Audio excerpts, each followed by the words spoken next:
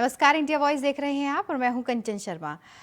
आज का अखबार क्या कहता है, कौन कौन सी खबरों पर सारा दिन चर्चा होगी और नजर बनी रहेगी और आपको लगातार अपडेट मिलती रहेगी, उन पर एक एक नजर डालेंगे। देखिए, सबसे पहले हिंदुस्तान की बात कर लेते हैं, जहां पर कौन कौन सी खबरों को प्रमुखता दी गई है।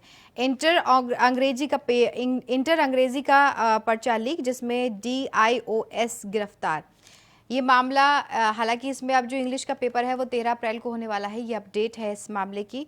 लेकिन इसको लेकर के क्या लिखा गया है वो मैं आपको बताती हूँ कि यूपी बोर्ड का इंटरमीडिएट अंग्रेजी का प्रश्न पत्र बलिया से लीक होने पर 24 जिलों की परीक्षा निरस्त कर दी गई थी। इसकी वजह से परीक्षा को रद्द करना पड़ा था, निरस्त करना पड़ा था। इसमें मुख्यमंत्री योगी आदित्यनाथ ने तुरंत एक्शन भी निर्देश भी दिए थे, सख्ती बरती गई थी और निर्देश पर बलिया के जिला विद्यालय निरीक्षक ब्रजेश कुमार मिश्र को निलंबित कर दिया गया है और उनके समेत 17 ऐसे लोग हैं जिनकी गिरफ्तारी इस मामले में हो चुकी है। इस खबर को यहाँ पर प्रमुखता दी गई है, जहाँ पर देखिए अभी जहाँ पर निरस्त हुई परीक्षा कहाँ कहाँ निरस्त हुई हैं उनको लेकर भी दिखा गया है कि बलिया, एटा, बागपत, बदायूं, सीतापुर, कानपुर देहात, ललितपुर, चित्रकूट, प्रतापगढ़, गोंडा, आजमगढ़, आगरा, वाराणसी, मैनपुरी, मथुरा, अलीगढ़, गाजियाबाद, शामली, रामपुर, उन्नाव, जालौन, महोबा, अंबेडकर नगर और गोरखपुर, ये वो जगह है जहां पर परीक्षाएं निरस्त हुई। वहीं दूसरी तरफ सीएम ने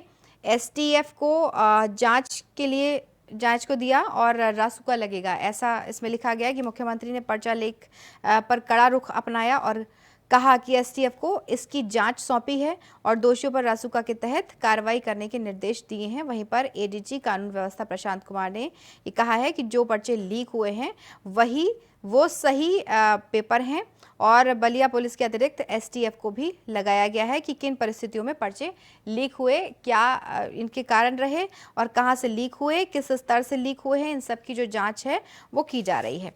वहीं देखिए इसी खबर को लेकर भी यही खबर को दैनिक जागरण ने भी इसी को प्रमुखता दी है कि अंग्रेजी का पेपर आउट, जिसमें 24 जिलों में परीक्षा जो है वो निरस्त हो गई। कहाँ कहाँ निरस्त हुई है वो मैंने आपको अभी बताया है।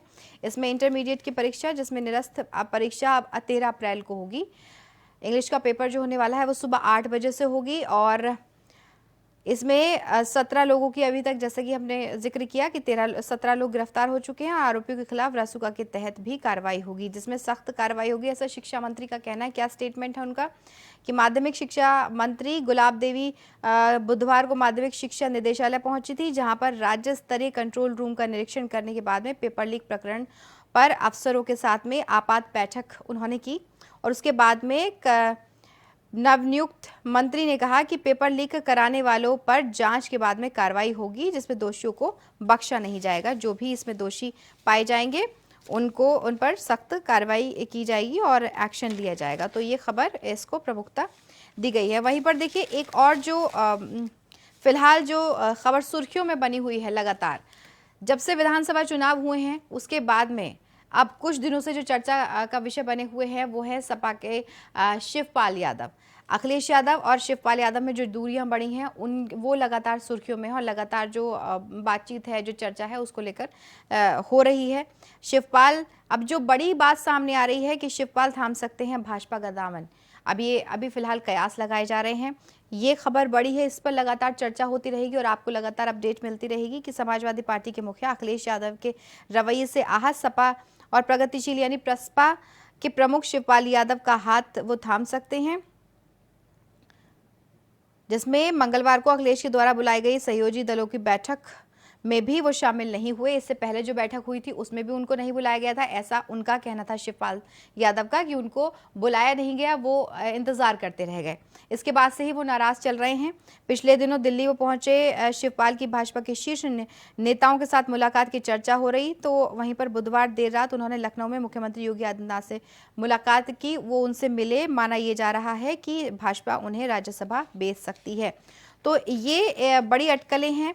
ये अगर भाजपा का वो दामन थामते हैं, ये क्या होता है ये आने वाला वक्त में तय होगा। लेकिन फिलहाल जिस तरह से नाराजगी है दोनों के बीच में दरार, हालांकि इसको कम करने की कोशिश की गई थी जब विधानसभा चुनावों का प्रचार प्रसार चल रहा था, लेकिन ये दरार अभी भी ऐसे ही बनी हुई है और अब जो कयास है वो ये लगाए जा रहे हैं कि वो भाजपा का दामन थाम सकते हैं। तो ये बड़ी और अहम खबर है, इसको लेकर के हम आपको अपडेट पहुंचाते रहेंगे।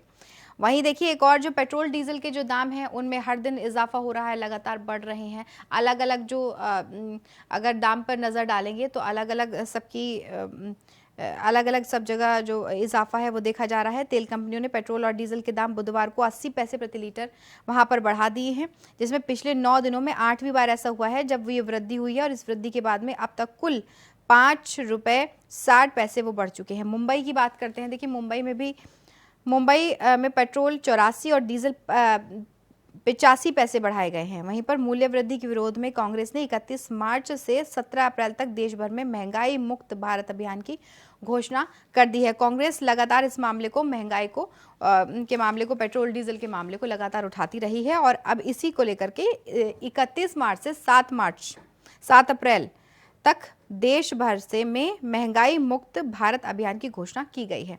वहीं देखिए आज एक और जो जिस खबर को प्रमुखता दी गई है वो ये है कि आज पैन आधार लिंक नहीं कराया तो 500 रुपए का जुर्माना दिया जाएगा। ये अमर उजाला में फ्रंट पेज पर खबर है। इसमें यह है कि पैन को आधार से जोड़ने की आखिरी तारीख 31 मार्च 2022 यानी आज है।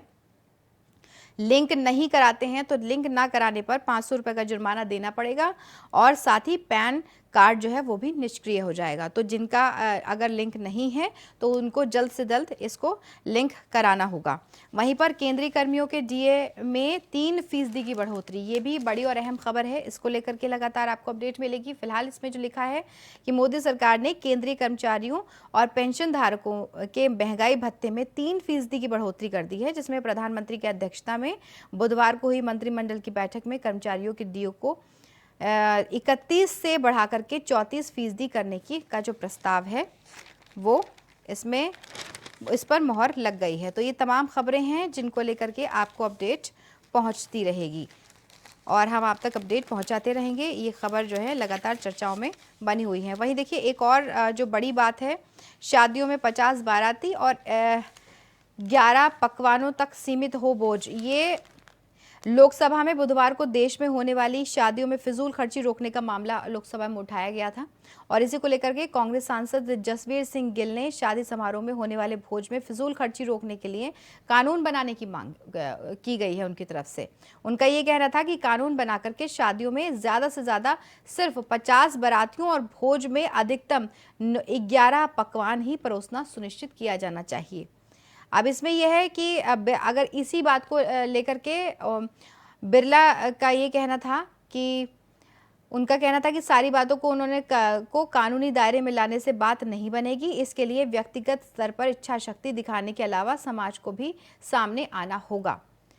तो यानी स्पीकर ओम बिरला ने सांसद से कहा कि अगर वो खुद अपनी सोच से इसकी शुरुआत करें तो इसका अच्छा संदेश जाएगा। तो ये भी बड़ी और अहम खबर है, इसको लेकर जो यहाँ पर बोला गया। वहीं देखिए भगवत राष्ट्रीय स्वयंसेवक संघ यानी आरएसएस प्रमुख भागवत नवरेह उत्सव के दौरान वो 3 अप्रैल को वर्चुअल माध्यम से कश्मीरी हिंदू समुदाय को संबोधित करने के लिए पहुंचेंगे। संबोधित उनके द्वारा किया जाएगा। वहीं पर संजीवनी शारदा केंद्र जम्मू त्याग और शौर्य दिवस मनाने के लिए 1 से 3 अप्रैल के बीच में 3 दिवसीय कार्यक्रम का आयोजन हो रहा है, जिसमें उनकी उपस्थिति रहेगी और इस मौके पर कश्मीरी समाज को अपनी मातृभूमि पर लौटने के लिए शपथ लेने के लिए कहा है। तो ये तमाम खबरें हैं जिन पर आपको अपडेट भी मिलती रहेगी और विशेष तौर पर ये खबर चर्चाओं में भी बनी रहेंगी। तो जो भी अपडेट होगी वो हम आप तक पहुंचाते रहेंगे। जो भी ज़रूरी जानकारी होगी वो आप तक लगातार पहुंचती रहेगी। और आपको ये भी देखिए एक और जो इम्पॉर्टेंट कह सकते हैं इम्पॉर्टेंट खबर है, शपथ ग्रहण समारोह हो चुका है और इसी में अब ये है कि मंत्रियों को खुद करना होगा कैबिनेट में प्रस्तुतिकरण। अब अफसरों के सहारे नहीं चलेगा काम, सिर्फ सहयोग करें। ये बड़े स्तर पर बात की गई है। योगी ने ये निर्देश भी दिए हैं कि प्रदेश में गेहूं खरीद की प्रक्रिया 1 अप्रैल से शुरू हो रही, किसानों को समस्या ना हो, पूरी पारदर्शिता से गेहूं खरीद कराई जाए। वहीं पर दूसरी बात जो कही गई है बड़ी कि प्रदेश में निवेश कर रही औद्योगिक इकाइयों को दिए जाने वाले इंसेंटिव के मामले की गहन समीक्षा करके जल्द इसका समाधान किया जाए, जल्दी इसको खत्म किया जाए, इसका समाधान ढूंढा जाए। वहीं पर गेहूं की फसल जलाने की घटनाएं होती हैं तो सुरक्षा के ज़रूरी उपाय हों और किसी की फसल जलती है तो उसे नियमानुसार मुआवजा दिया जाना चाहिए। तो ये तमाम खबरें हैं जिनको लेकर के सारा दिन आपको चर्चा भी देखने को मिलेगी, सुनने को मिलेगी और आपको लगातार अपडेट भी हम आप तक पहुंचाते रहेंगे। फिलहाल के लिए इतना ही है। आप अपना बहुत ख्याल रखिए और देखते रहिए इंडिया वॉइस। नमस्कार।